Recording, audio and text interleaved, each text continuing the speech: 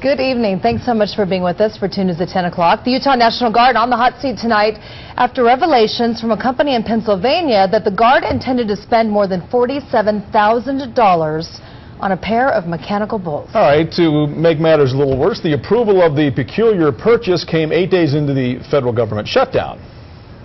Chris Jones is on this one for us tonight. And Chris, it appears the National Guard is kind of shifting gears on this mechanical bull now. Yeah, that's right.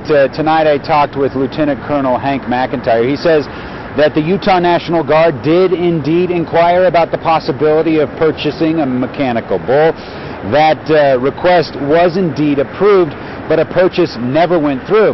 He admits in part because of the negative press coverage they are now getting. He says at this point there are no plans to purchase a mechanical bull, quote, at this time. At the Westerner, I think it's probably one of our main attractions.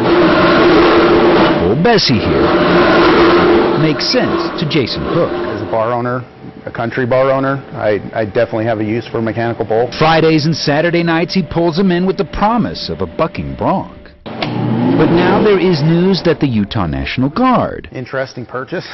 asked for and received permission to buy not one, but two mechanical bulls. It's disappointing to hear. The National Guard says they use the bulls for recruiting at fairs and events.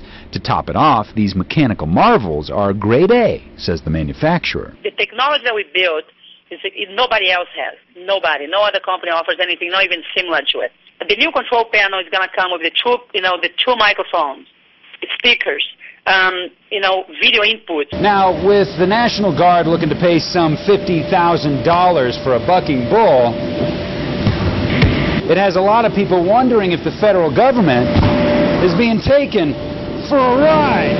It's really hard to understand why the National Guard ever needs a mechanical bull. For heaven's sake. Taking the fall, says Royce Van Tassel of the Utah Taxpayer Association, is you and me, and those folks out of work during the shutdown. You've got hundreds of thousands of federal employees that aren't even drawing a paycheck right now.